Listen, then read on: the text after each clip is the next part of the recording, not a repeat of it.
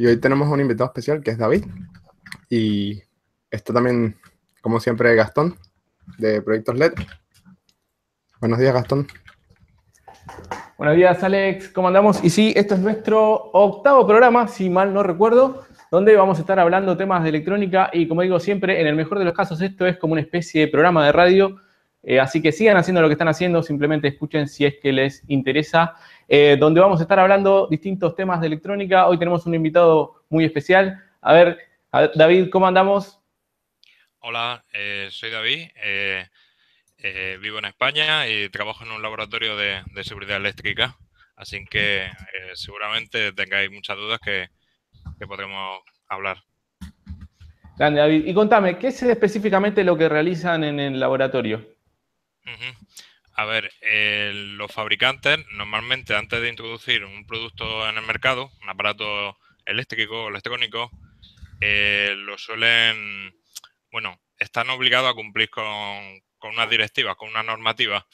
Y si ellos no pueden hacerlo, porque también se permite que la autocertificación en cierto tipo de productos, pues cuando ellos no tienen las capacidades o los medios o lo que sea para poder hacerlo, pues cuentan con un laboratorio donde nos envían los prototipos. Nosotros le hacemos una serie de pruebas según las normas que le aplican a ese producto y si hay algo que no sea correcto, pues ellos lo modifican antes de ya sacarlo finalmente al mercado. ¿Y qué tipo de mediciones hacen? ¿Qué es lo que miden? No sé, ruido eléctrico, ¿qué es lo que miden específicamente de los...? A ver, bueno, depende del tipo de equipo que sea, porque dependiendo del tipo de equipo, pues le pueden aplicar más directivas. Por ejemplo, si el equipo tiene comunicaciones inalámbricas, pues le comprueban esas comunicaciones inalámbricas que se emiten, están utilizando el espectro adecuado, o sea, en las frecuencias que deben, con la potencia que deben y todo ese tipo de cosas. Yo de esa parte no me encargo, esos son compañeros míos. Y yo en concreto estoy en la parte de seguridad eléctrica, donde comprobamos eso, que el aparato no resulta peligroso para el usuario ni su entorno. Vale. Se hace, a ver, os comento así un poco el tipo de pruebas que se hacen. Vamos a ver, se comprueba, por ejemplo, el marcado. O sea, todo aparato pues tiene que tener una placa de identificación donde aparezca pues el nombre del fabricante, el modelo y una serie de parámetros eléctricos.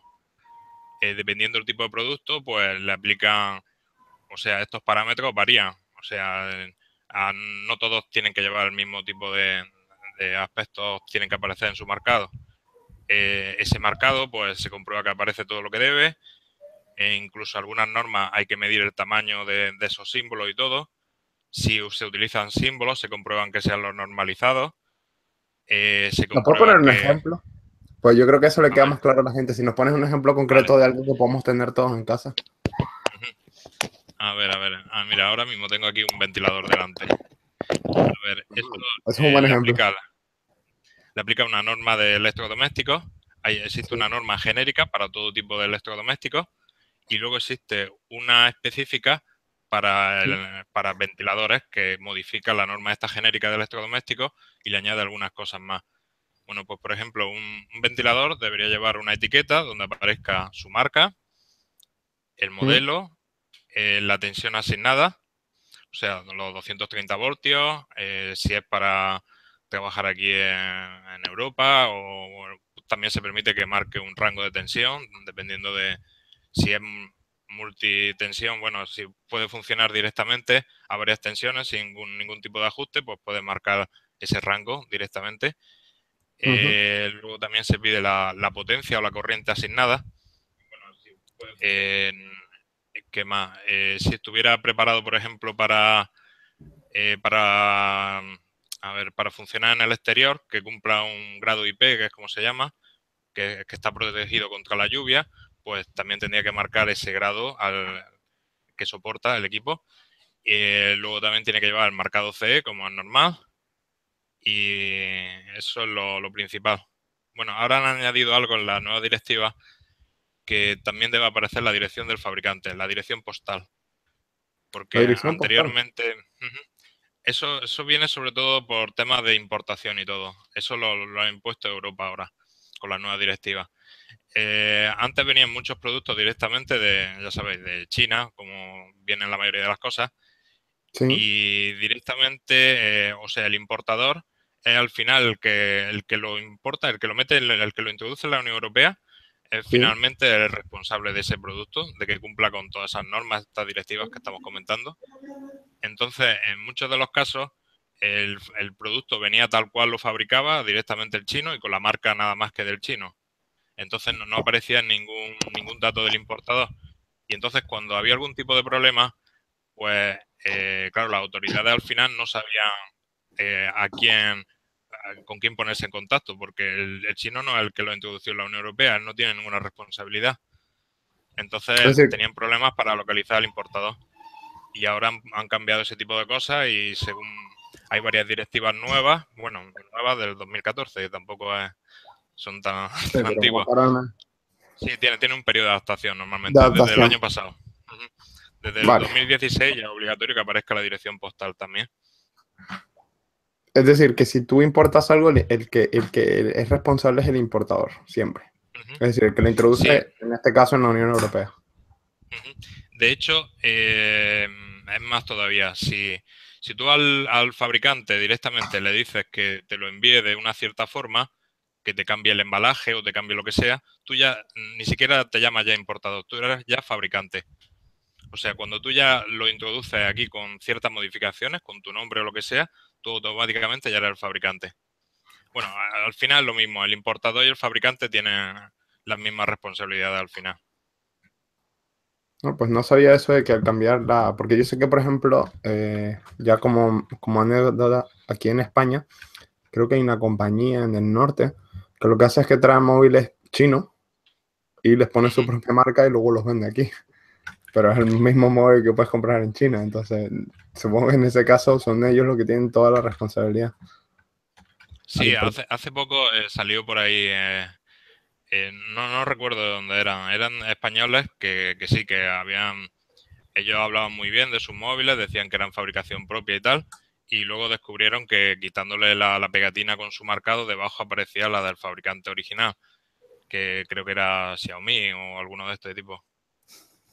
Bueno, pero al final, lo que importa es que ellos lo venden aquí y son ellos los que se tienen que responsabilizar en caso de algún problema. Digo yo, no sé. Porque al Sí, final... es así. Así que, bueno, y una pregunta, ¿y qué has estudiado? ¿Qué has hecho, digamos, en tu vida aparte de esto? ¿O siempre te has dedicado al mismo?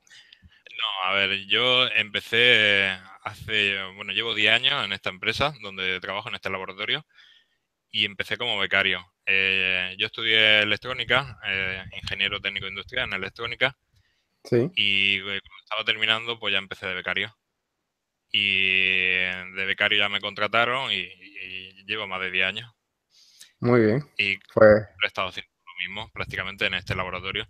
Lo que pasa que, a ver, se trabaja con con muchos productos distintos y entonces, sí, claro, las normas varían de uno a otro y aunque todo es parecido, pero es un mundo nuevo cuando aparece un equipo que no has tratado nunca con él. está claro. Y, y sí, toca hacer lo que a vosotros os gusta. Hay que desarmarlo, hay que romperlo. Qué De hecho, hay bueno. pruebas y todo de romperlo. O sea, uno de los ¿Ves? apartados Esa parte yo estoy seguro que a la gente le interesa, así que si nos quieres comentar un poco algunos casos sí, anecdóticos a ver, o... sí, os cuento. A ver, cuando el aparato contiene en su interior, tiene tensión peligrosa o lo que sea, pues el equipo tiene que estar preparado, tiene que tener una cierta resistencia mecánica. O sea que si tú lo estás usando y se te cae de forma accidental, pues cuando luego vaya a cogerlo, pues no debería darte una descarga eléctrica, ni debería empezar a arder porque se te haya caído una plancha, por ejemplo. Entonces, pues eso, dependiendo del producto que sea, pues se le hacen ensayos de este tipo de resistencia mecánica. Hay ensayos desde, por ejemplo, tirarlo desde 1 metro de altura sobre un suelo de hormigón. Hay otros que es sobre una madera. Hay otros que aparatos portátiles, por ejemplo, en plan móviles y cosas de este tipo, que existe un tambor de volteo que se llama, que al final lo que va haciendo es dando muchos golpes continuamente, va girando y entonces el móvil que está en el interior va dando con la parte de abajo, luego como va girando, pues con la parte de arriba del tambor y así sucesivamente. Y da pues 500, 1000, dependiendo del peso que tenga y todo, pues debe dar un número de vueltas. Luego se comprueba que cuando se ha terminado de dar esas vueltas, pues se comprueba que se sigue, o sea, las envolventes siguen estando cerradas, que no te permite, la mano no puede entrar por ninguna abertura que antes no existiera, ni nada de este tipo. Pero eso supone que el equipo tiene que seguir funcionando. No necesariamente. O sea, normalmente todo eso viene aclarado.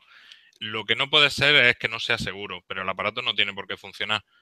Por ejemplo, si es una luminaria, pues es normal que la bombilla, bueno, si es de las antiguas, pues la bombilla se fundiría, ¿no? Pues eso no hay problema.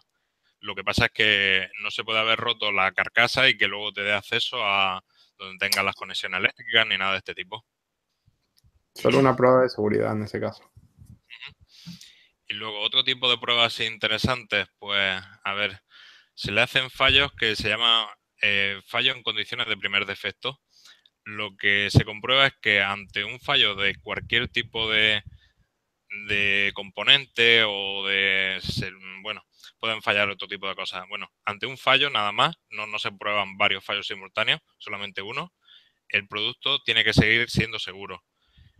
Por ejemplo, una plancha de planchar la ropa, ¿no?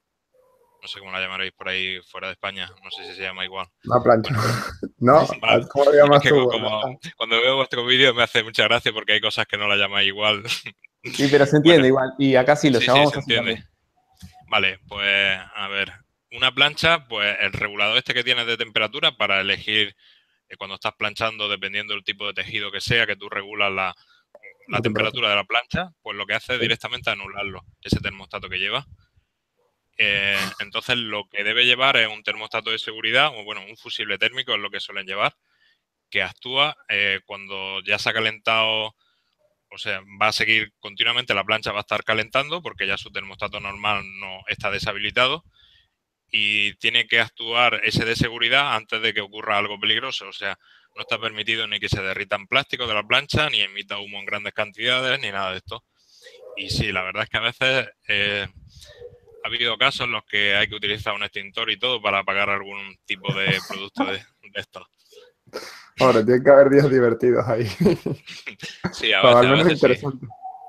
Sí, hombre, lo que pasa que como, a ver, la gracia normalmente es cuando tú quieres romper las cosas y romperlas como tú quieres, a tu forma. Aquí, claro, tú tienes que seguir una norma, es todo un procedimiento y luego tienes que documentarlo todo, tienes que incluirlo en un informe y ya pierde un poco la gracia, pero bueno, sí Bueno, sería como cualquier interesante. trabajo, sí, imagínate. Que te pagaran por romper cosas, no creo que... Sí, a ver, al final eso, pero también se hacen más cosas, vaya. Y se No, está comprueban muchos aspectos, vaya. Hay también temas de construcción, por ejemplo, a ver, ¿qué os digo? Pues si el equipo tiene tierra de protección, pues el cable de tierra tiene que el cable tiene que ser verde y amarillo. La combinación de colores para el conductor de tierra. Pues incluso este tipo de cosas hay veces que también falla. La conexión a tierra tiene que estar hecha de una forma fiable. O sea que normalmente pues se pide que no se pueda aflojar directamente con la mano ni con nada de eso. Entonces pues se le pide que los bornes de tierra tengan arandelas de seguridad de estas que impiden el aflojamiento accidental. También algo curioso, a ver, se comprueba también el dispositivo de anclaje del cable. O sea, el antitirones este que lleva, o sea, lo que se hace es se tira del cable directamente, o sea, se mantiene fijo el aparato y se tira del cable con una cierta fuerza y también se le hace una torsión. Son dos ensayos que le aplica. Y entonces, aplicando esa fuerza, pues el cable tiene que mantenerse en su posición. No se permite que se desplace más de 2 milímetros. Entonces, antes de hacer el ensayo, se hace una marca por donde está el cable, lo que está introducido del cable dentro del aparato, y se hace el ensayo y después se mide que esa marca no se haya salido hacia afuera del equipo, no se haya desplazado. Y a ver, otra cosa interesante también de tierra, que lo desconoce mucha gente, la norma normalmente te piden que si falla el dispositivo de anclaje, el que retiene el cable, Sí. eh, la tierra tiene que ser, el cable de tierra, el conductor de tierra tiene que ser el último que se tensa. O sea, lo que tiene que hacer el fabricante es tener la precaución de no cortar los cables los tres por igual, la fase, el neutro y la tierra, sino siempre dejar la tierra más larga, porque la tierra es la principal protección del aparato y lo que quiere es que sea la primera en conectarse y la última en desconectarse.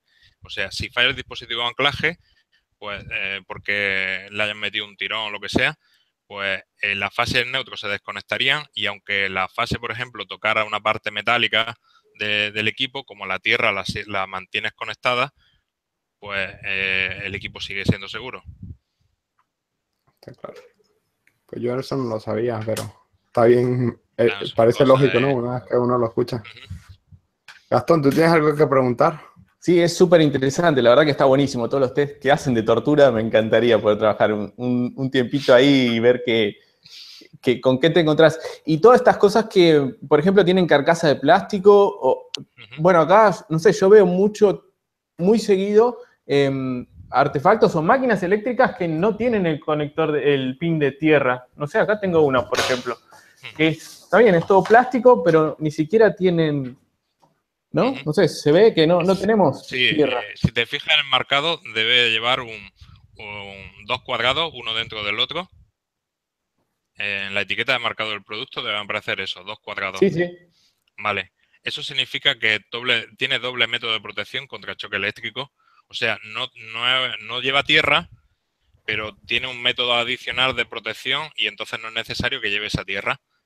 Es muy habitual, por ejemplo, en eso, en herramientas y todo, que lleven esa protección, no estén conectadas a tierra. Entonces, a ver, siempre lo que se pide es que lo que pueda tocar el usuario haya un doble método de protección frente a la tensión peligrosa que existe en el equipo. Entonces, uno de los medios es a través de la tierra y más una separación eléctrica entre la tierra y entre la fase y el neutro. Y otro método de protección es otra separación adicional que puede ser, por eso, una carcasa aislante que cumple un cierto espesor, una separación, una distancia de separación y todo.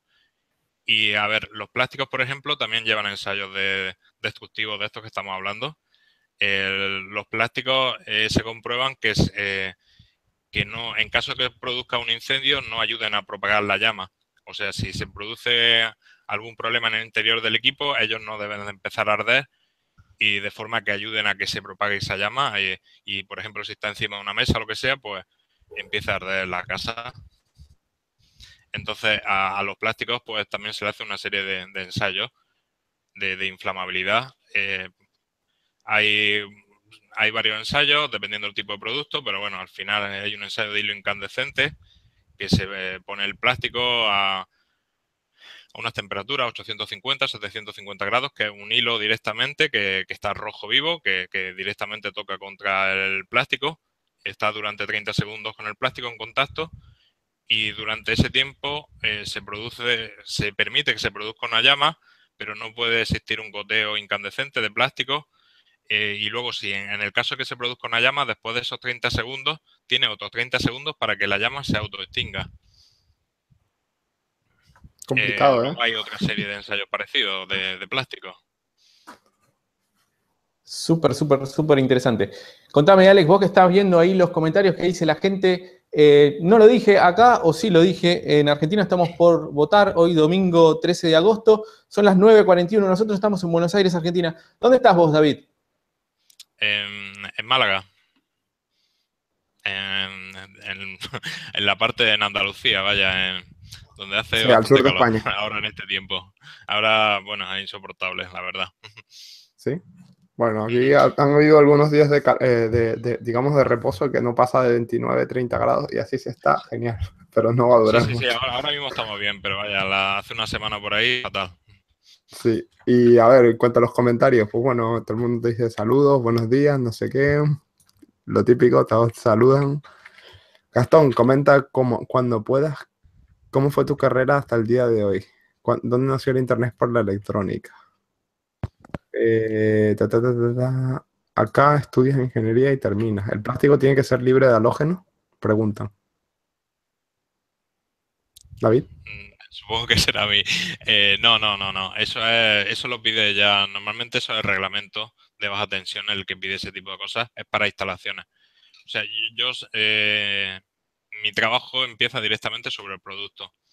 Y sí se pide que los cables tengan una cierta sección, por ejemplo, y dependiendo del equipo, si está expuesto, por ejemplo, a altas temperaturas o a aceite, a combustible o lo que sea, pues sí, a lo mejor no se permite que tenga un recubrimiento el más común, que suele ser PVC, sino que le pide otro tipo de recubrimientos especiales.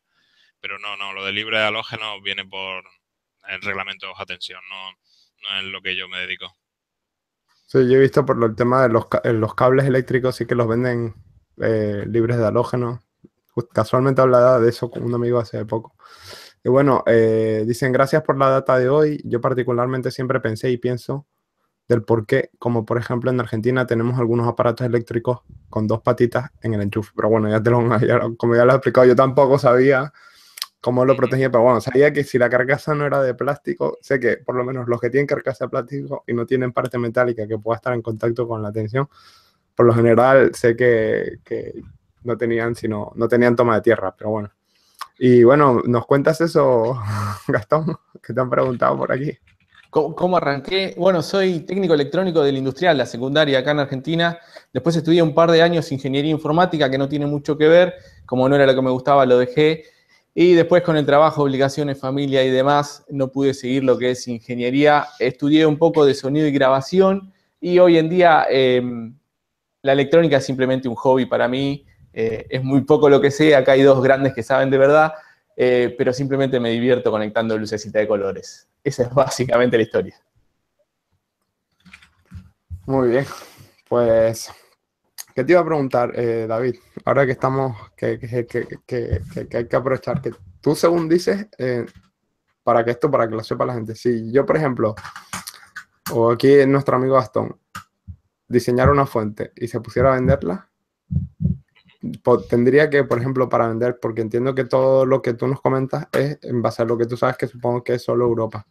Tendría que él llevarlo a un centro como el tuyo, o podría certificarse, o porque si tú te puedes autocertificar, te puedes decir, estoy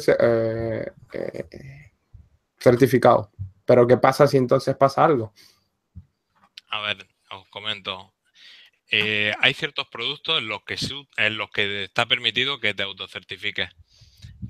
Por ejemplo, aparatos normales, una luminaria, un electrodoméstico, una fuente de alimentación también se permitiría. Pero luego hay otro tipo de productos en los que son más delicados y entonces ahí sí tiene que actuar un laboratorio por fuerza, o que normalmente se le llama organismo notificado.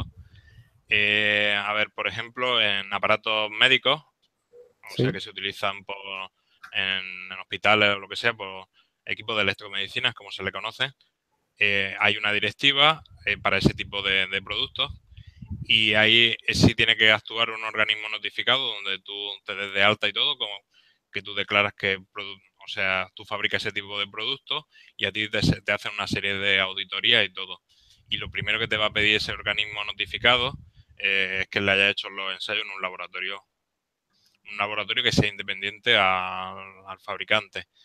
Luego otros productos, pues ascensores, equipos de medida, por ejemplo, pero no para uso normal, uso doméstico, sino equipos de precisión, contadores, por ejemplo, de electricidad, pues también existe directiva para ellos que tienen que ir, o sea, para ellos no está permitido que se autocertifique, como es normal, sino un contador me diría lo que el fabricante quisiera. Eh, y a ver, normalmente la autocertificación se permite en otro tipo de aparatos que no son tan peligrosos en sí. Y lo habitual es que el fabricante, si no es muy grande o lo que sea, no suele tener los medios para poder hacer los ensayos, ni los conocimientos, ni nada. O sea, porque las normas están hechas, están redactadas como para... no es tan fácil entenderlas a veces. Y luego tienes que tener una serie de instrumentación y todo que pocos fabricantes, o sea, no ser que sea muy grande, el fabricante no se lo puede permitir. Por ejemplo, o O sea, mi parte de seguridad eléctrica no son tan caros los equipos, pero por ejemplo de compatibilidad electromagnética, pues debes de tener una cámara semianecoica, analizadores de espectro, un montón de aparatos que se le escapa a cualquier fabricante, no puede tenerlo. Y luego, por otro lado, también está el tema de los posibles clientes que tenga ese fabricante.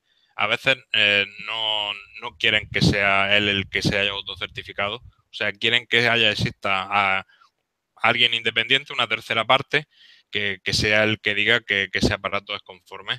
Por ejemplo, a ver, un centro comercial, pues es habitual que si va a vender productos de cierta marca o de lo que sea, pues antes de venderlo, para él evitar problemas o lo que sea, pues él dice, no, yo no me vale con que tú hayas puesto el marcado CE y me entregue una declaración de conformidad que tú has firmado, donde dices que este aparato cumple. Yo quiero que exista un laboratorio independiente que de verdad lo compruebe y que emita un informe y que diga que ese aparato es conforme. Tiene lógica. Sí, sí. Y David, una consulta. ¿Lámparas también miden ustedes? Sí, a ver, me río porque a veces he visto tus vídeos, lo que te montas. Nosotros tenemos un goniofotómetro en el que podemos medir, por ejemplo, eso, el flujo luminoso y estos temas que tú intentas de manera casera medir con tus medios, vaya, como puede ser. Bueno, al final lo que hace es una comparativa que no está mal, pero claro, no es algo realmente estandarizado ni nada. Bueno, pues sí tenemos. Yo no me encargo de esto, pero sí trabajo con otros compañeros que hacen este tipo de medidas. Bueno, porque, por ejemplo, hice un video que fue muy... Bueno, me mataron en los comentarios. La cuestión era una lámpara china que ni siquiera marca tenía, que indicaba en la caja que era de unos 12 watts. Y en realidad la medí y solamente era de 7. Bueno, la gente decía que es mucho mejor porque consume menos de lo que declara. Pero claro, la luz también es relativamente proporcional a esa potencia que está consumiendo, ¿o no? Sí, a ver, en lámparas, si mal no recuerdo, la norma sí te permite, o sea, lo habitual es que sí que se compruebe que la potencia o la corriente que tú declaras que el aparato consume, que sea real, o sea, hay una tolerancia y se comprueba. Pero si mal no recuerdo, en lámparas no se comprueba eso, no, o sea, el fabricante puede mentir un poco. Está permitido. Lo habitual, por ejemplo, en un electrodoméstico no está permitido o sea, ni te puedes quedar corto, bueno, dependiendo del tipo de aparato. Lo habitual es que no te puedes quedar corto declarando. O sea que si el aparato consume 10 vatios, tú no puedes decir que consume 5, ¿vale? Porque puede ser peligroso bueno, 10 vatios no es un buen ejemplo, pero un brasero, por ejemplo, 2000 vatios, pues tú puede ser que tú lo enchufes donde no debes o la línea donde tú la tengas no esté preparada para toda esa potencia. Entonces, sí pide la norma te pide que la potencia que declare el fabricante sí sea bastante real. Y en otros tipos de aparatos, bueno, en braseros, por ejemplo, tampoco te puedes ni pasarte ni quedarte corto. O sea, en este tipo de aparatos sí es bastante más estricto. O sea, lo que declares tiene que ser lo real. En otro tipo de productos, lo habitual es que tú no te puedes quedar corto declarando. O sea, en tu ejemplo que decía Gastón, si consumes 6 vatios y te declara 8, no pasa nada. En principio no es peligroso. O sea, Lo nosotros importante no es no quedarse comprobamos por que... debajo de lo declarado, por encima de lo declarado. O sea, al final nuestros ensayos no consisten en comprobar que el aparato funciona, que hace lo que el cliente dice, sino directamente nosotros comprobamos que no sea peligroso. Y entonces declarar una potencia menor a la real, pues en algunos productos no es peligroso. Bueno, lo habitual es que no lo sea. Claro, no es peligroso. Mirá, justamente acá tengo la caja, la lámpara no sé dónde fue a parar. Pero, ¿sabes cuál el mayor problema que le veo, más allá de que la potencia, como decís, quizás no sea tan importante, no te dice cuántos lumens estás generando? Eso, a ver, en Europa sí es obligatorio que lo declare, porque aparte, a ver, por ser producto eléctrico, le aplican varias directivas. Bueno, entre ellas la directiva de baja tensión, por conectarse a una tensión peligrosa, que son 230 voltios en este caso, o bueno, o 115 también se considera como tensión peligrosa. Luego le aplica directivas de DMC también de compatibilidad electromagnética. Y luego existe en Europa otro tipo de directiva que es directiva de codiseño y de etiquetado energético. Entonces, la directiva esta de etiquetado energético sí te obliga a que en el embalaje de la lámpara aparezca, además está normalizado y todo, la forma de declararlo y todo. Tiene que aparecer el consumo que tienen normalmente, aparte de la marca, modelo y todo esto, pues le pide que aparezca la potencia, flujo luminoso y una serie de, de- de parámetros adicionales. Y otro, aunque no se los pida, pues es obligatorio que los cumpla. Por ejemplo, existen limitaciones del tiempo de encendido. Antes, recordaréis, había lámparas de bajo consumo que tú las conectabas y tardaban 2 o 3 segundos hasta que empezaba de verdad a emitir la luz que debe de dar. Bueno, pues eso incluso está también limitado. Lo que pasa es que este tipo de cosas no se hicieron, estas directivas tienen varias etapas, no lo hicieron los cambios muy bruscos, sino que definieron varias etapas en las que cada etapa correspondía a un año y entonces decían, para, para el año 2010 tienen que cumplir esta eficiencia energética y así sucesivamente. Para este año, para otro año, así. Por ejemplo, eso es lo que ha hecho que las lámparas incandescentes hayan ido desapareciendo y empezaron desapareciendo las que tenían más potencia y así sucesivamente. Fueron por ese tipo de etapas que existen, que ahora lo último le ha tocado a un tipo de halógenas que ya tampoco está permitido que se comercialicen. Es decir, que ahora solo van a haber LEDs. Bueno, o equivalente. Bueno, bajo consumo Bajo también. consumo.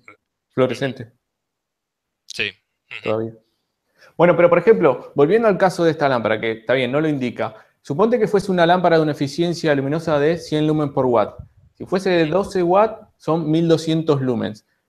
Si en realidad tendría que decir 1200 lumens y no son 1200. Vos la medís y te da, no sé, 700. ¿Qué pasaría con este producto?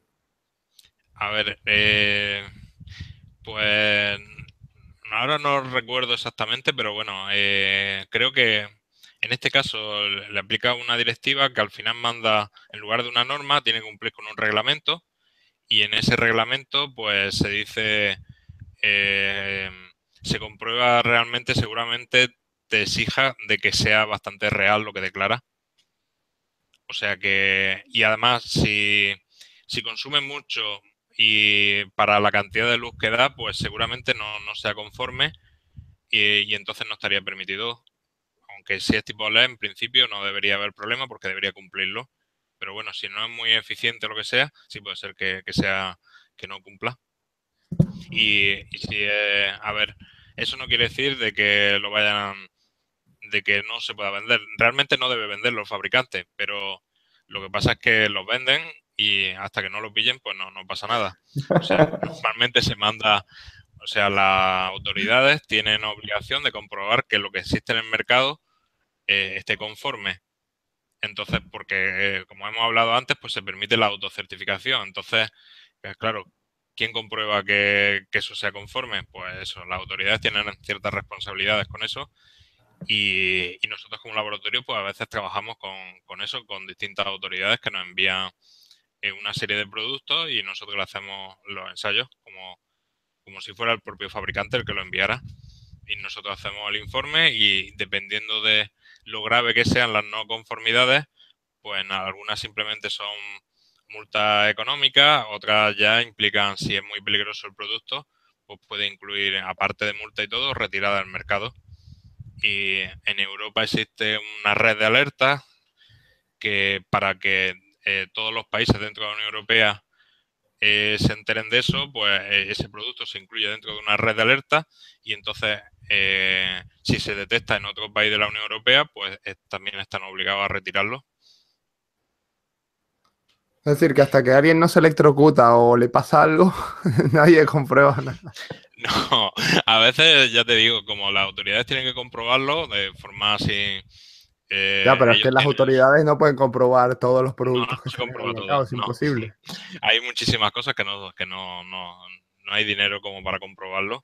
Y sí, claro, otras veces pasa eso, que si existen accidentes es cuando de verdad lo primero que van a hacer en el caso que se produzca algún accidente es pedirle la documentación al fabricante, toda la documentación que tiene. O sea, cuando tú fabricas un producto debes hacer un expediente técnico de construcción que se llama, y en ese expediente técnico pues aparecen ensayos que haya hecho en un laboratorio, aparece el listado de normas que tú cumples, la declaración de conformidad, donde tú has declarado como fabricante y has firmado y todo que tu producto es conforme, y manual de usuario, esquemas eléctricos, un montón de documentación de ese producto. Y claro, es habitual que no, el que sea importador y todo, pues hay muchas veces que no se preocupan de tener ese tipo de documentación. Y entonces, pues, si ha ocurrido algo peligroso o lo que sea, y de verdad él no ha comprobado que ese aparato sea seguro antes de introducirlo al mercado, pues si es bastante peligroso lo van a retirar del mercado y lo van a sancionar y todo. Otras veces lo que hacen es inmovilizarlo durante un tiempo, a espera de... Normalmente no... O sea, como nosotros como laboratorio también nos podemos equivocar, también se pide que más de un laboratorio compruebe las cosas. Además, otra cosa que puede pasar a veces es que sea fallo de un producto en concreto, de un fallo puntual que haya pasado en la fabricación o lo que sea. O sea, que todo lo que fabrica ese cliente sea conforme, pero un pequeño lote o uno en concreto no se haya apretado adecuadamente o haya fallado alguna cosa, y entonces ese sea el que no es conforme. Por eso no se comprueba a través de varios laboratorios, se comprueba lo mismo, y si todos esos laboratorios dicen que no está bien, pues es cuando el aparato se retira del mercado. Sí, sí, sí, de verdad es bastante peligroso, si se cree conveniente. Sí, es una cuestión de unanimidad, que todos estén de acuerdo en que no es seguro. Ujú. Mira, aquí, Gastón. Digo, en España, perdón, porque yo me tuve que ir al principio por, bueno, mi nena que estaba por acá, no llegué a escuchar si es que lo dijiste. ¿Cuántos laboratorios hay de este estilo en España, por ejemplo, que se encargan de hacer este trabajo? De exactamente lo mismo que yo, a ver, habrá 7, 8, supongo. No creo que haya muchos más. Bien. Luego hay, dependiendo de pruebas, a ver, como hemos comentado, dependiendo del tipo de producto, pues existe una serie de normas. Entonces, unos laboratorios somos competentes para realizar análisis sobre un cierto producto y hay otros que es sobre otro. O sea, es difícil de decir. Incluso hay universidades que también tienen su propio laboratorios que hacen ensayos también no solamente a cosas que ellos diseñen, sino a fabricantes también ofrecen sus instalaciones para hacer ese tipo de ensayos. Y antes estábamos comentando así un poco sobre en Europa no es muy distinto realmente a cualquier otro sitio. Las normativas normalmente están redactadas, existen la IEC, que son normas internacionales, que existen comités que son las que redactan esas normas, y esas normas se aplican para todo el mundo, ¿no? Y luego en Europa lo habitual es que se analicen esas normas internacionales que existen y en algunos casos se adoptan tal cual. O sea, directamente la norma internacional que hay yo qué sé, para luminarias, pues directamente la adoptan sin ningún cambio. Y otras cosas, y otras veces lo que hacen es añadirle unas ciertas modificaciones. Ellos piensan que para Europa puede ser que haya algún tema que no esté tratado o lo que sea, y le añaden algún punto adicional. A ver, ¿qué os comento? Por ejemplo, para electrodomésticos, ahora existe la norma internacional no te lo pide, pero la norma europea sí, que el manual de usuario esté disponible también en un formato alternativo. O sea, que no solamente se entregue con el producto, el papel al final, que es el manual de usuario, sino que el fabricante lo tenga colgado en su página web, o que te envíe también un CD o lo que sea donde puedas verlo, porque es habitual que la gente abre la cosa, el producto, y luego se deshace de los manuales, embalajes y de todo. Y luego, otra vez, el manual de usuario son 4 frases que pueden aparecer directamente sobre el embalaje, y como es normal, pues te deshaces de ellas. Pues por eso están pidiendo en Europa para electrodomésticos, se pide eso, que esté en un formato alternativo. Y también se pide algo también curioso, es que todo lo que son advertencias de seguridad estén escritas con un tamaño de letra grande. Vaya, te pide que medido sobre las letras mayúsculas tenga un tamaño de 3 milímetros como mínimo. Eso supongo que estará pensado para personas mayores y todo esto, con deficiencias visuales y todo, que no les cueste mucho leer el Yo manual no de creo que usuario. sea solo por eso, porque la mayoría ni siquiera se lee, pero claro, cuando ves algo grande dices, Sí, si lo uy, ves en aquí no grande tengo que y parar. en negrita. Es verdad, es así. Rojo. A ver, mira, me comentan una cosa aquí, dice, se enfocan más en la seguridad más que en la fiabilidad del producto. Es así, ¿no? Sí, a ver. Ustedes solo se Sí, centran sí, en la sí, así. seguridad. O sea, nosotros solo comprobamos que el aparato sea seguro para el usuario. O sea, si el aparato te dice, por ejemplo, yo recuerdo algún caso por ahí de esto de un aparato raro que te dice que emitía ciertas luces o lo que sea, y te decía que eso te ayudaba a dejar de fumar. Bueno, pues tú no compruebas que de verdad eso ayuda a que tú tengas menos ansiedad o ganas de fumar. Yo solo compruebo que cuando el usuario vaya a tocar el aparato, no se vaya a llevar ninguna descarga eléctrica, ni, ni si tiene alguna parte en movimiento, un ventilador, por ejemplo, ese tipo de cosas también se comprueba. Si existen partes en movimiento, pues que no puedes, a través de un orificio, no puedes meter un dedo y tocar. Súper Pero interesante. si haces lo que, o sea, comprobar que haces lo que te declara, no se comprueba. O sea, hay aparatos que dicen que sirven para eso, y el usuario ya el que se lo cree o no se lo cree, es libre de comprarlo. Pero nosotros no comprobamos que sea cierto. Por ejemplo, no sé, este tipo, iba a hacer un comentario, pero mejor no. Por temas de confidencialidad y tal, mejor no me meto ahí. Puedes cambiar los nombres, decir otro producto o algo No, parecido. a ver, hay tipo de productos que, a ver, yo personalmente pienso que no sirven para nada. Pero bueno, se venden y ya está. Yo, Ah, o bueno, sea, eso hay un no me tengo que montón. Yo te meter. puedo hacer una lista de productos que no sirven para nada y que se venden. Ahorradores de energía, ahuyentadores de mosquito. ¿Qué más tenemos? Hay un montón. De esos de ahorradores de Sí, energía, me suena, algunos te me ponen suena. de esos que lo Solamente abres digo y que tiene me un suena. condensador dentro. Sí. ¿Y Pero tú, ustedes ¿a ti te ha tienen? llegado alguno de esos? Sí. ¿En serio? A ver, Me qué está metiendo el triste. compromiso. Sí, me han llegado alguna vez. Pero espera un momento, ¿cuánto cuesta, por ejemplo, hacer una prueba a un equipo de esos? Una prueba estándar para, digamos, para después hacer su A venta. ver, dependiendo del producto que sea y todo, y le aplica una norma a otra, o le pueden aplicar varias normas. Sí, pero vamos a Y hablar a de ver, este del condensador soldado a 2 terminales. Para bueno, ponerte un ejemplo. vale. Eso, pues no sé, a lo mejor lo que es nada más que seguridad eléctrica, pues a lo mejor de 1.000 euros en adelante, pueden ser 1.500, no te puedo decir un precio exacto tampoco, pero en torno a ese precio puede ser. Y hay un ensayo que puede ser que no lo cumplan, que, a ver, lo que pide la norma es que cualquier aparato que lleve una clavija, un enchufe, al final que tú puedas tocar las espigas, los pinchos, que es como comúnmente la gente los llama, pues la espiga de la clavija, o sea, lo que el ensayo consiste en extraerla de una base de corriente, o sea, el aparato está funcionando y lo extraes de la base toma corriente, y entonces comprueba el tiempo que tarda en que en la Descargar. espiga de la clavija no exista una tensión peligrosa. Eso se hace con un osciloscopio, como es normal, y el límite normalmente para equipos que van alimentados con una clavija es que después de un segundo no exista tensión peligrosa en la espiga, o sea, ni entre fase y neutro, ni entre fase y tierra, por ejemplo. Y en aparatos como este que estábamos hablando, pues es fácil que fallen en ese tipo de cosas, porque al final es un condensador grande nada más que lo que tiene, y si no tiene ninguna resistencia por ahí que lo descargue, pues puede pasar eso. Que Bueno, pero Vale. yo no puedo entender cómo dejan pasar algo así, porque si se vende eso como que te ahorra energía y todos sabemos que en realidad no lo hace, más allá de que cumpla todas las especificaciones de seguridad y demás, ese producto no se tendría que vender, no como tal.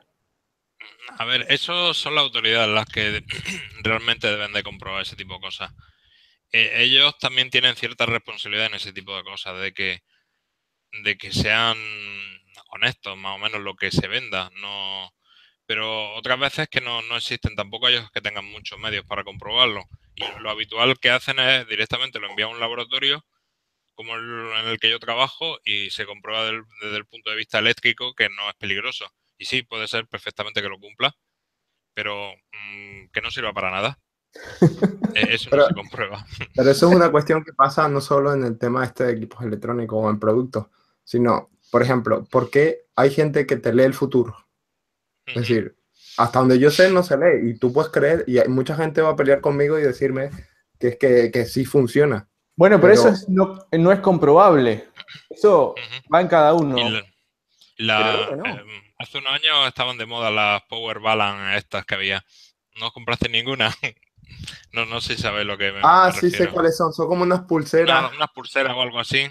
Al Sí, final, yo creo que es un poco tema de autosugestión. O sea, tú piensas de que justo eso lo que iba a tiene decir. alguna eficiencia que sirve para algo y tú mismo te lo crees y te sientes mejor con él. Es Y como, vale, es ¿por como, qué lo van a mira, te voy a poner retirar un si tú te ejemplo. sientes mejor con eso? Hay un ejemplo muy claro. Hay gente que compra cables de audio, ¿vale? O, Ujú. por ejemplo, cables HDMI Sí, que dicen que se ven HDMI. mejor y cuestan 1.000 euros y eléctricamente no tienen ninguna diferencia y se venden. Pero el que tiene el cable, el que lo ha pagado los 1.000 euros, él lo escucha mejor, seguro, porque le ha costado 1.000 euros comprar el cable. No sé si me explico. Ya es una cuestión subjetiva, más que objetivamente no lo vas a medir, pero es como el que se compra yo qué sé, un auto de oro. ¿De qué te sirve? Ujú. No tiene ningún beneficio, pero el tipo quiere un auto de oro y se lo compra. Y el que dice que quiere ahorrarse 10% dice, oh, pues mira, desde que he puesto el condensador me ahorro un 10% de la electricidad. Y No, en pero verdad no es así. eso del ahorro del 10% se puede medir y no es algo que no se puede La discutir. calidad de audio se puede medir, porque al Claro. final, ¿qué es un espectro. No podés medir, bueno, vos podés medir la calidad de audio, pero vos podés decir subjetivamente que algo se escucha mejor o no, y eso depende de cada persona. Simplemente. O sea, según mi oído, qué música escuché de chico, mi matriz auditiva, lo que sea. Cada cual puede tener distinta percepción. A vos te gusta, no sé, una amplificadora a transistores y a otro le gusta una amplificadora a válvula que son sonidos Pero es distintos. que al final, escucha, al final tú estás escuchando lo mismo que yo, ¿vale? Y independientemente, espera, independientemente de que a ti te gusten más o no, pero es lo que te estoy diciendo, ya es una cuestión subjetiva, ya no es una cuestión técnica, científica que puedes medir, porque lo que puedes medir es que el espectro es el mismo. El rojo es rojo. Y son 660 nanómetros, pues 660 nanómetros. Y para ti, para mí, para Jesús. Pero hay para Acordate, gente que puede tener, exacto, que puede acordate que tener soy un daltónico. problema como tú, que tienen que tienen daltonismo, que lo ve diferente. Pero aún así, nosotros sabemos que ese es rojo. Y para ti, para mí, para cualquiera de 660 nanómetros, independientemente de que sea subjetivo. Pero el tema del cable, que tú me dices que el color, que el sonido no es diferente, el sonido es exactamente igual. Porque hay equipos que lo miden perfectamente. Que después, subjetivamente, porque tú te hayas gastado el dinero, lo escuchas diferente, ya no es lo mismo. O por lo menos esa es mi opinión. Es decir, es como el que te defiende que tiene, imagínate, es como el que te defiende un equipo. Que al final no es, bueno, es que ya ahí nos vamos un poco más lejos. Cualquier cosa, un teléfono, dice, no, es que mi teléfono es mejor. Y técnicamente puedes medir las especificaciones, pero como es el teléfono de él, te va a decir que es mejor. ¿Y por qué? Porque le ha costado más caro, por X. Es como el que te dice, no, tengo un iPhone y esto es lo mejor del mundo. Y yo te digo, pues, ¿por qué? Porque es iPhone. Porque hay gente que te dice así, es verdad.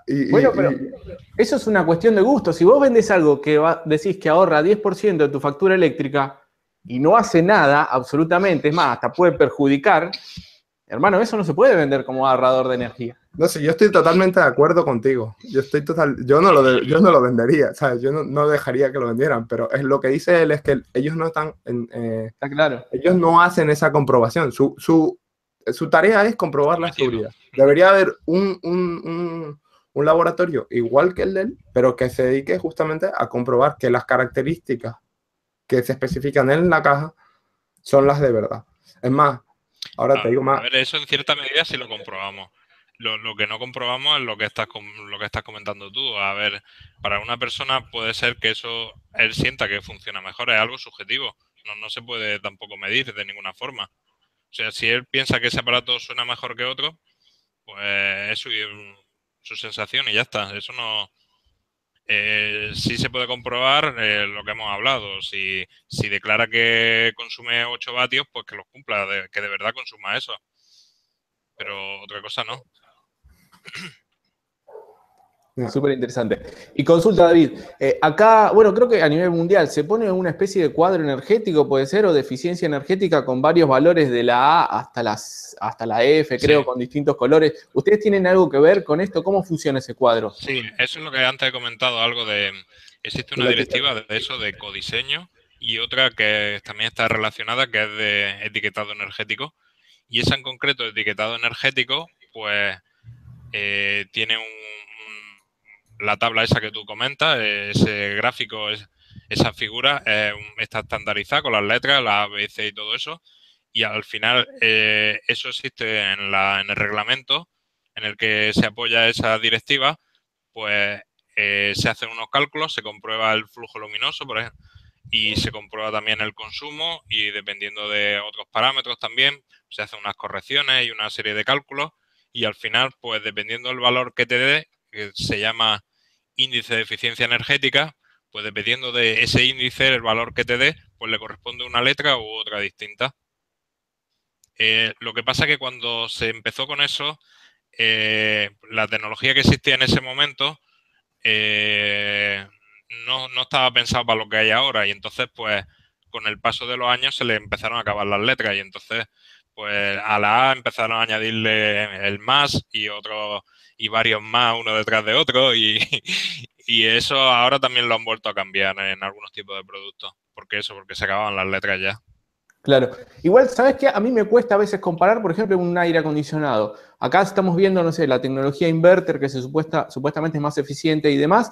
Y sin embargo, en este cuadro, capaz que tiene la misma letra que otro que no es inverter. Y se supone que el inverter era más eficiente y que va a generar más frío o más calor a la misma potencia eléctrica. ¿Cómo se mide eso? A ver, normalmente ese tipo de pruebas, dependiendo del producto, existe, como siempre, hay una norma que te dicen que en condiciones se comprueba. Por ejemplo, ¿cómo lo llamáis vosotros? Heladeras, los frigoríficos, los refrigeradores, Sí, sí. eh, se comprueban, o sea, hay una manera estandarizada de hacer ese consumo, de medir ese consumo para que luego lo declaren todos el declarado, o sea, se haya comprobado en las mismas condiciones. Y entonces, por ejemplo, no se comprueba teniendo cualquier tipo de producto o que esté vacío el, el frigorífico, sino que existe una manera, un tipo de producto que se colocan en su interior. Las pruebas se hacen dentro de una cámara climática donde existe una temperatura y una humedad controlada durante todo el ensayo y también se colocan en el interior del aparato una cantidad de termopares y todo para medir que en todas sus partes está enfriando, de verdad que está trabajando como debe y luego normalmente lo que se está haciendo es, se está grabando todo ese consumo, toda esa energía que está consumiendo para luego poder declarar hacer los cálculos y todo, y además el tipo de letra, pues también tiene que declarar los kilovatios hora que consume, o sea, la energía que al final consume ese aparato. Y eso en cierto tipo de productos sí está obligado a declararlo. Por ejemplo, eso, frigoríficos, lavadoras, secadoras, aire acondicionado, ya prácticamente un montón de productos, televisiones también. Pero yo creo que lo que te preguntaba Gastón es cómo es posible, por ejemplo, que uno inverter, ¿no? Entiendo Ujú. yo, Sí, tenga sí. una valoración energética menor. Es porque simplemente, aunque tenga el inverter y todo, tiene una eficiencia peor o es porque la medición sigue la norma y entonces no se refleja, digamos, en el consumo total o... ¿Entiendes lo que A quiero ver, decir? sí, más o menos, sí, entiendo. Eh, Eso, la verdad es que no, yo no me encargo de hacer pruebas de ese tipo, pero imagino que la norma eso te dice que se haga la prueba en unas ciertas condiciones y supongo que cuando el aparato es inverter, pues eh, eh, son más eficientes porque no tienen que estar funcionando a pleno funcionamiento todo el tiempo. O sea que su compresor, sus ventiladores y todo pueden funcionar durante cortos periodos y como al final lo que se está midiendo es la energía que consume para mantener unas ciertas condiciones ambientales, pues puede ser que lo normal es que un inverter sí sea más eficiente que otro. Pero luego intervienen un montón más de factores que pueden eh, Sí, que hacer aunque que sea cambie inverter su... no tiene por qué ser Ujú, más eficiente que uno que no sea inverter. ujú. Sí, pero lo que declare en la etiqueta esta de eficiencia energética, eso sí es real. O sea, eso sí está obligado a que sea real. Es decir, Entonces, ujú, es el decir valor que que ahí sí, declare de los kilovatios hora y todo, pues en principio, comparándolo con otro que consuma menos, pues te interesa, claro, el que consuma menos. Pero claro, luego tú al final también tienes que comparar otros parámetros como las frigorías que tenga y todo, Claro. dependiendo de lo que vaya a enfriar, no es lo mismo. Y en tu caso puede ser que tampoco te interese poner un aparato muy grande, aunque sea más eficiente, porque esté sobredimensionado y igual con uno más pequeño es suficiente. Incluso el gasto que tú hagas para comprarlo sea menor y no comprando otro mucho más grande no lo vaya a amortizar en la vida.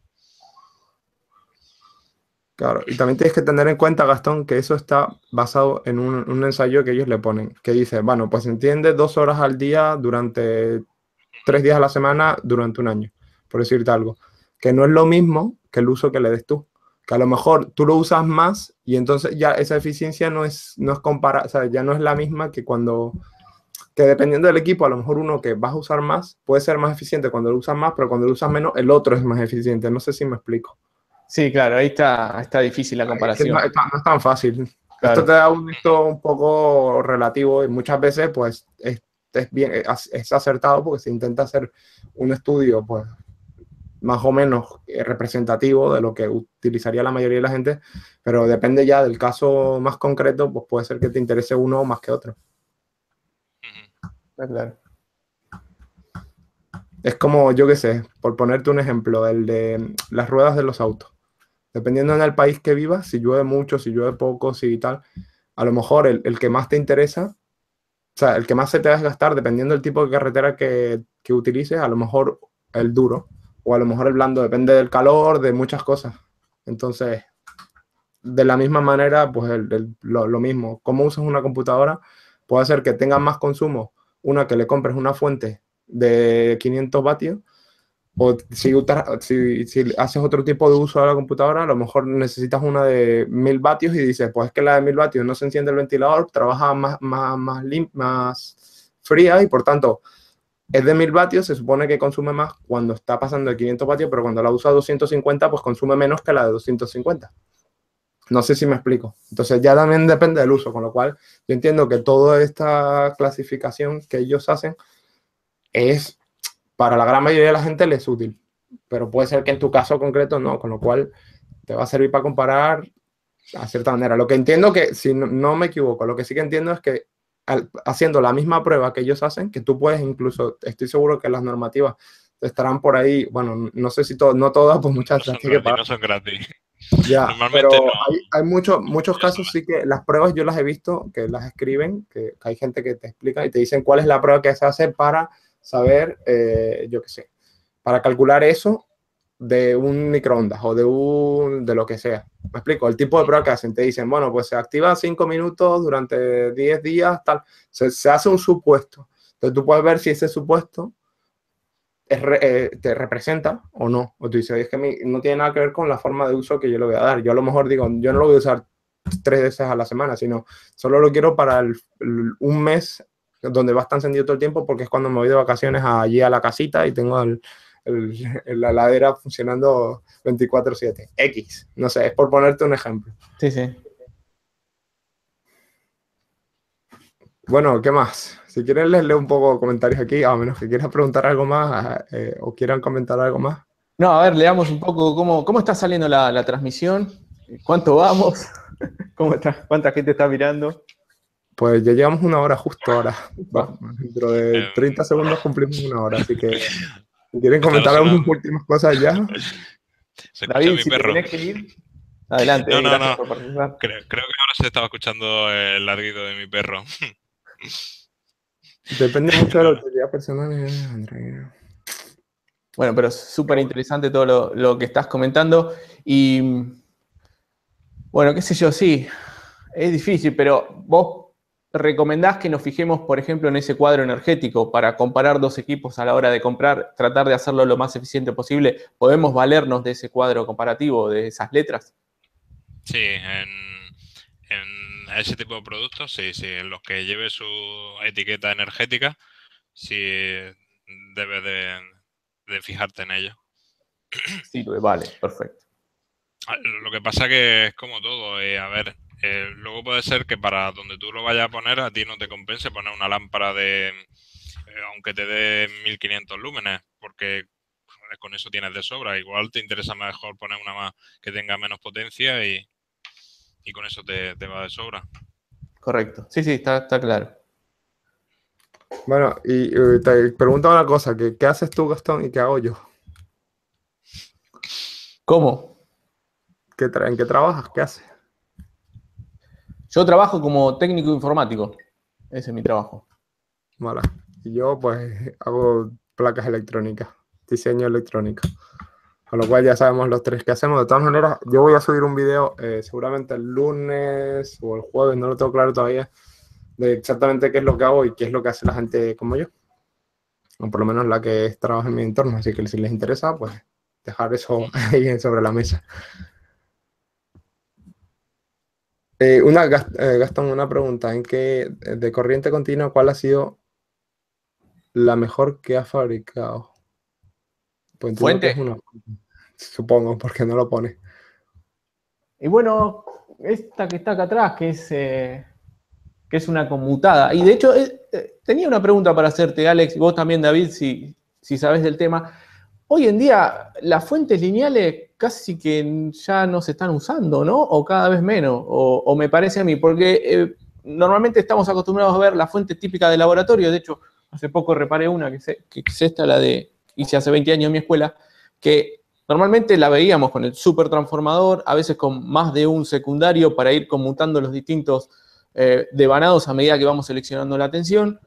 Pero ya como que últimamente estas fuentes de laboratorio están viniendo todas conmutadas, o me parece a mí. Sí, sí, sí, Bueno, es así. A ver, cada vez todo tiene que ser más eficiente y una fuente conmutada va a ser mucho más eficiente que una lineal.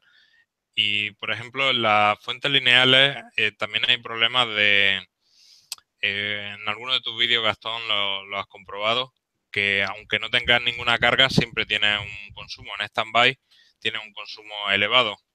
Pues eso, las directivas estas que también hemos comentado antes de eficiencia energética, con eso también hay límites. Y entonces, por ejemplo, para fuente de alimentación, no recuerdo el valor que era, pero no sé si en stand-by no podían consumir más de 1 vatio o 2 vatios, una cosa de este tipo.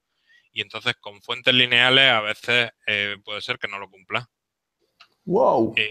Tienen sus ventajas y tienen sus desventajas, pero todo está tendiendo a fuentes conmutadas. yo entiendo que estás hablando de fuentes en general, de televisores, de todo. Ujú. Y tú te refieres a las de laboratorio. No, no, no, no, no. Fuentes de alimentación en general. No, le pregunto a Gastón. Gastón, ¿tú te refieres a la de laboratorio? En realidad a ambas, sí, las de laboratorio últimamente también estoy viendo que la mayoría ya vienen conmutadas. Supongo que son más económicas, ¿no? No. Bueno, no son más. Depende. El problema es que el transformador depende. La sencilla la razón que yo creo que es, por una es que las conmutadas siempre te van a dar mucha más potencia, ¿entiendes? Por el mismo tamaño, el peso. Luego, el transformador es carísimo. Suele ser bastante caro, suele ser una parte bastante cara hoy en día. Ya casi más que la electrónica, que antes la electrónica era más cara que el transformador y por tanto se intentaba hacer lineal. Y la otra razón que yo veo, que es que hoy en día los diseños, normalmente, cuando tú coges un equipo más o menos complejo, lleva más de una fuente de alimentación dentro. Es decir, por lo general lo que se hace es, tú de la línea bajas la tensión a una tensión, no sé, 12 voltios, 15 voltios, 8 voltios, depende de lo que necesites.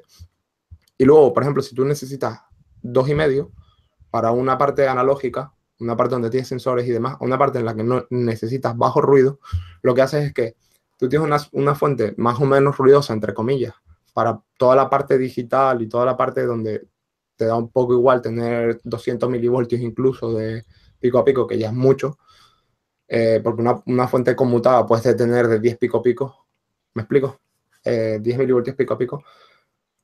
Tú puedes tener una así para todo lo que es digital y luego cuando de verdad necesitas una de muy bajo ruido, lo que haces es que tienes que, eso sí, además lo alimentas muy próximo. Es decir, tú cuando alimentas el circuito lo alimentas muy próximo con una fuente ya lineal. Y eso lo que hace es que evitas que pase todo el ruido de la fuente conmutada a tu parte sensible.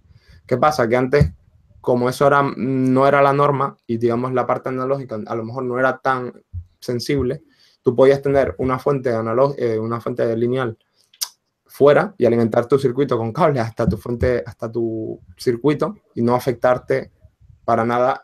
Pero ahora, hoy en día, si tú, por ejemplo, pones un conversor muy potente, es decir, yo qué sé, ponle que tengas 16 bits, no, que son 16 bits limpios. Pues esos 16 bits, si tú los alimentas con una fuente que tienes un cable que va de aquí a, ¿sabes lo que te digo? A tu mesa donde tienes tu fuente, ya no te sirve nada tener 16 bits porque el ruido que te va a generar, porque te están metiendo los cables súper largos hasta tu circuito, ya no te vale nada. Entonces, ¿qué pasa? Que no lo puedes alimentar directamente con tu fuente de laboratorio. Por lo tanto, te da igual que la de laboratorio sea conmutada, pasa por tu circuito de alimentación en tu placa y es tu placa la que genera ya con un regulador de tensión lineal tu tensión limpia.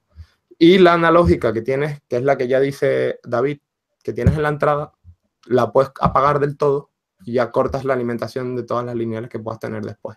Entonces eso ya evita que tengas más de un vatio de consumo en el resto del circuito.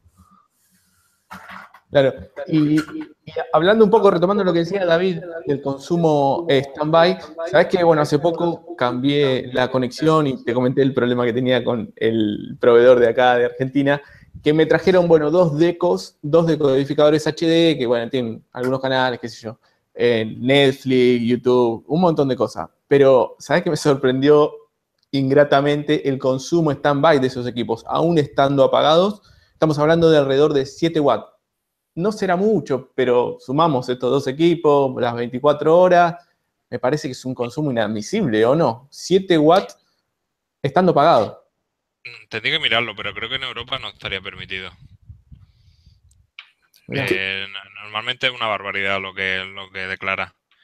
Yo recuerdo hace unos años también hicimos una vez una comparativa de los TDT estos que antes cuando...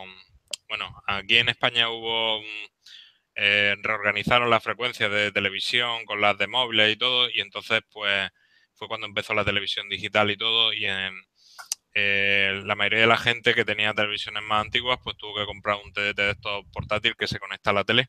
Bueno, pues hicimos comparativas de este tipo de productos y una de las cosas que se comprobaba era eso, en stand-by y funcionando.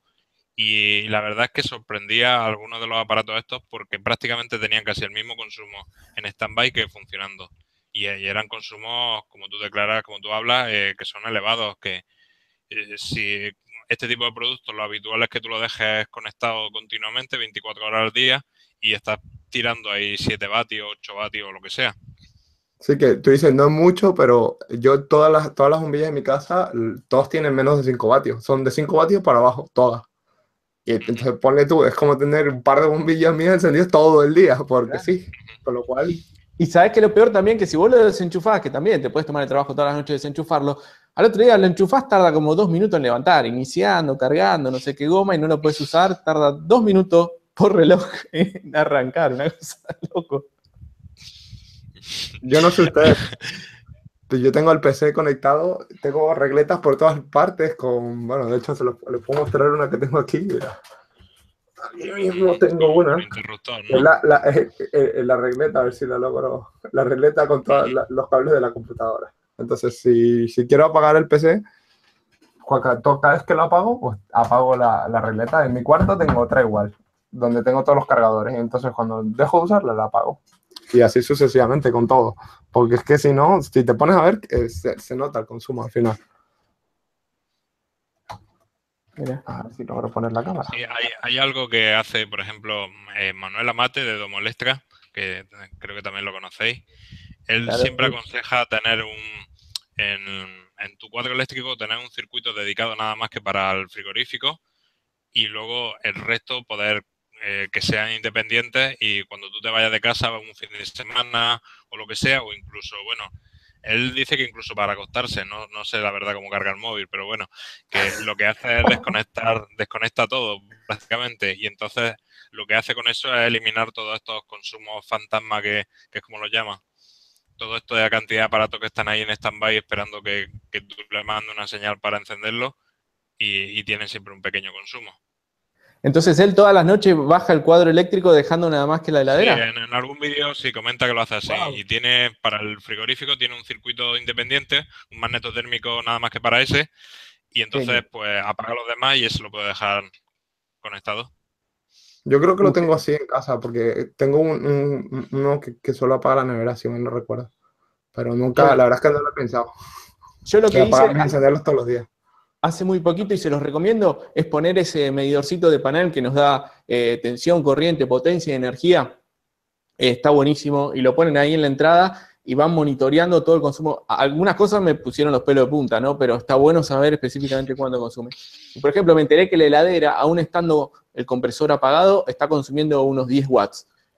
También por eso es que me enteré de que estos conversores que me puso, bueno, HD, qué sé yo, están consumiendo esa corriente, que después lo comprobé, esa potencia lo comprobé con el medidor, pero está buenísimo poder tener eso y verlo en tiempo real y el acumulado me parece que es fantástico.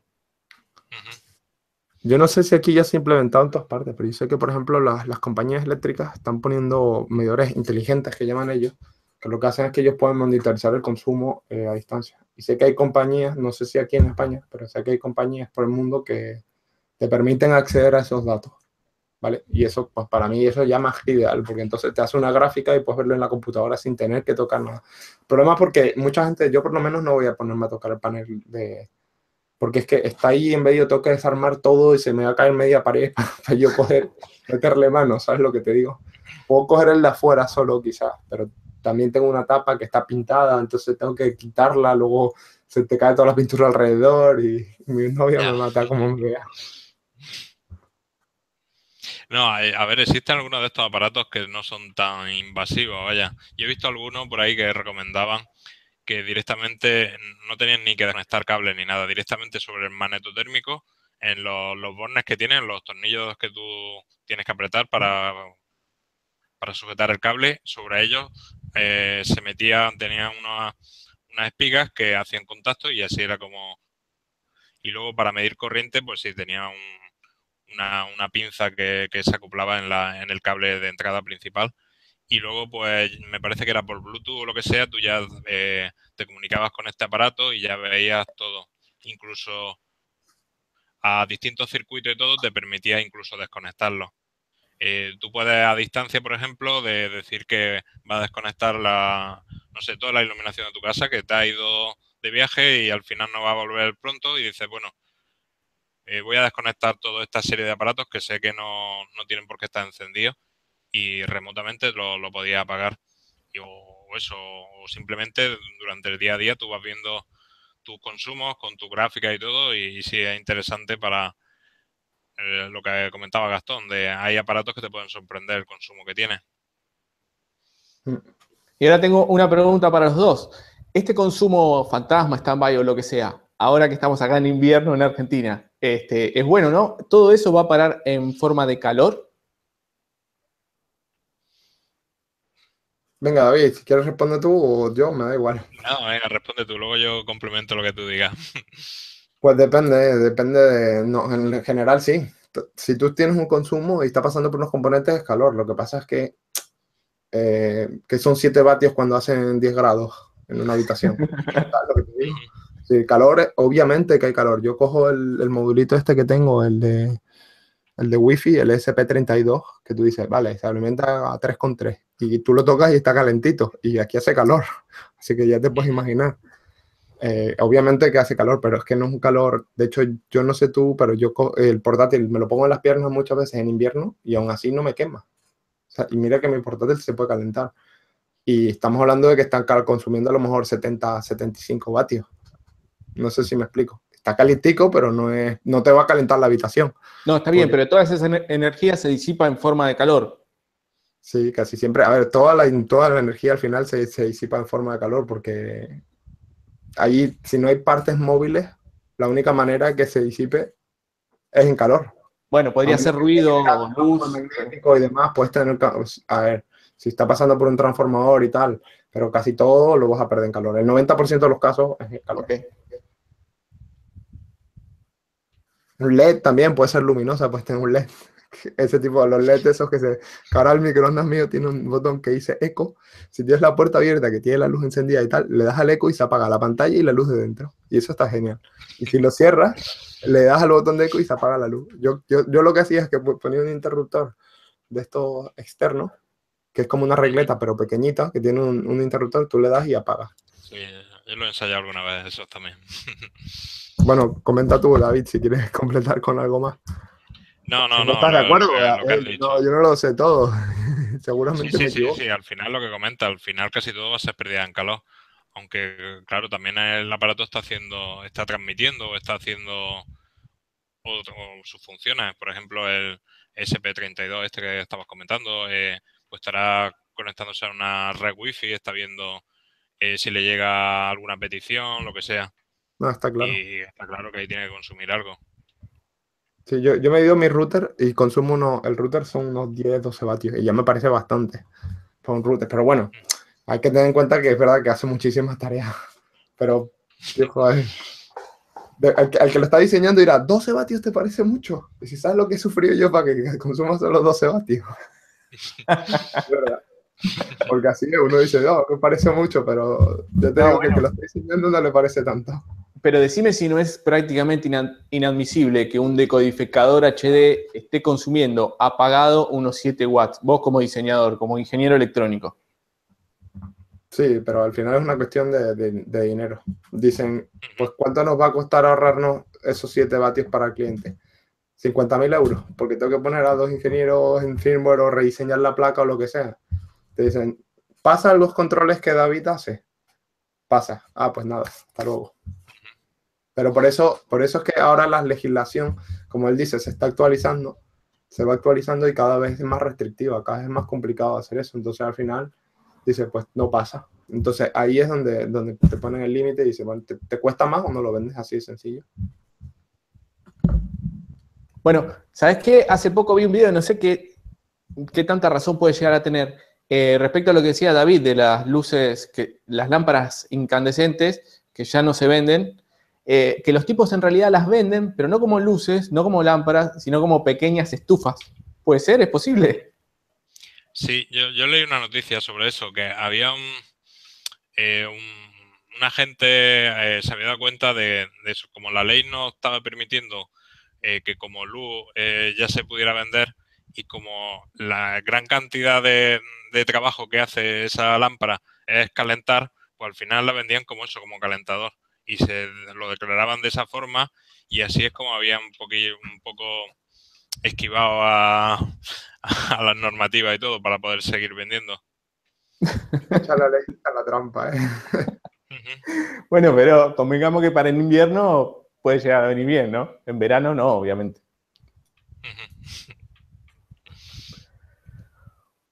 Pues nada, amigos, no sé ya si... Yo creo que llevamos ya 1 hora y 20 minutos casi. Así que no sé, si queréis lo dejamos ya. Sí, lo vamos dando por terminado. Muchas gracias, David. Gracias, Alex. Nada, encantado. ¿Algo más que comentar? Una última palabra. No, lo dejamos para la próxima. No olviden darle like al video. Sé que a esta altura, ya 1 hora 20, prácticamente no queda nadie, ¿no? Se van todos al principio. Pero bueno, siempre viene muy bien. Y nada, Alex, ¿qué tenés pensado para los próximos videos? ¿Qué proyectos estás trabajando? Ahora mismo tengo muchas cosas que hacer, pero bueno, voy a seguir con los del osciloscopio, que la gente pues les gustan y son relativamente sencillos y hay cosas que me quedan dudas, es decir, he estado mirando qué funciones y tal, y hay algunos que tienen el osciloscopio que tengo que no sé qué son, o creo que son una cosa y no estoy seguro si lo son, así que eso me lo tengo que mirar. En cualquier caso, por ahora voy a seguir con eso y yo te digo, voy a explicar un poco qué hago en mi trabajo, porque me lo han preguntado un montón de veces, y qué hace, por ejemplo, alguien como yo, que se dedica a lo mío. Porque Está bueno. tengo compañeros y tal, pues bueno, un poco de eso. David, ¿vos no tenés canal de YouTube? No tengo. Y a ver, a mí me gustaría enseñar cosas, lo que pasa que no puedo, la verdad. A ver, si yo no he pedido ningún permiso a la empresa ni nada, entonces por tema de confidencialidad y todo es bastante complejo. Pero vaya, si no, me gustaría enseñar aparatos que se utilizan para hacer las medidas, pruebas, podría ser interesante. Pero bueno, iré Estaría viendo buenísimo. si alguna vez puedo hacer algo.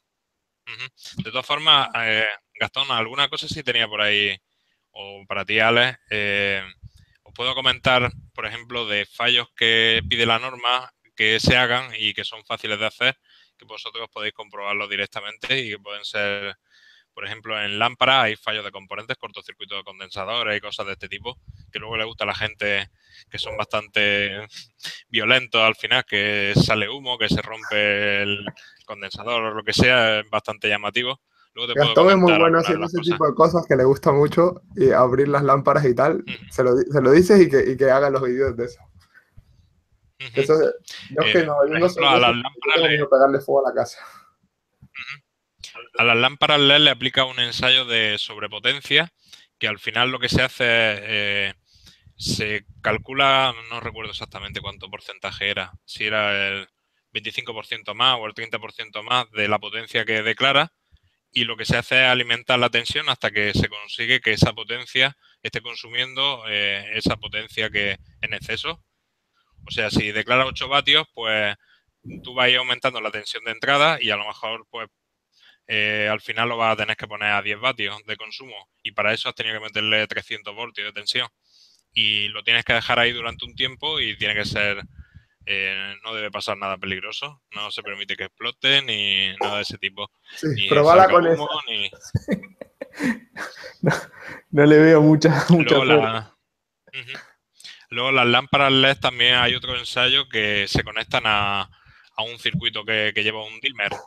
Al final, como no son, la mayoría de ellas no se pueden, no puedes utilizarlas con un dimmer normal, pues la norma lo que tiene en cuenta es que la gente tiene su instalación hecha ahí con su dimmer directamente que está acoplado en la pared y entonces cambia una lámpara y pone una tipo LED y él no ha tomado ninguna precaución, aunque sobre el embalaje y todo de la lámpara LED te diga que no son regulables y todo, pues es algo que pasa en la realidad y entonces se comprueba.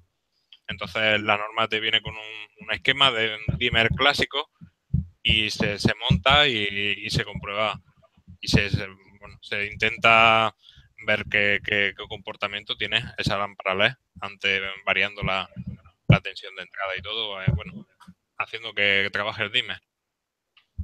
Buenísimo. Sabés que yo justamente en mi casa tengo eso que vos decís. Tengo una instalación que estaba hecha para unas lámparas incandescentes halógenas con dimmer común, con triac, y terminé reemplazando con unas LED con fuente capacitiva y el dimmer quedó puesto. Y yo sé que le doy a tope y prende, y lo bajo a tope y no lo uso a término medio, porque quedan haciendo una cosa rara y sé que en cualquier momento va a explotar, pero estaría bueno medirlo, ¿no?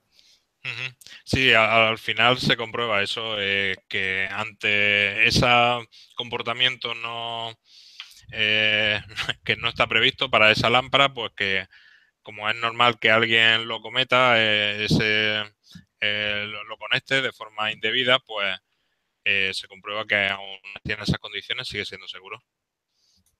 Muy interesante. Bueno, ya os iré comentando de algunas cosas por ahí. Bueno, cuando quieras hacer el canal, contá con nosotros, ¿eh? Ya me lo pensaré. Bueno, nos vamos despidiendo. Por acá nada más, señores. Un saludo a todos. Los dejo a ustedes que se despidan y cortamos. David. Sí, hola. pues nada, para que te despidas ya, hemos acabado. Ah, bueno, pues nada, ha sido un placer que contéis conmigo y cuando queráis aquí estoy. Y si queréis, pues vamos juntando dudas o lo que sea, o comentarios de la gente y hacemos algo más preparado, lo que sea. Vale, pues nada, encantado también de haber hablado contigo y que me hayas contado tantas cosas interesantes, así que Venga, nada, esperamos que la próxima vez tengamos algo más interesante que preguntar. Así que nada, pues un saludo a todos y nos vemos en el próximo podcast.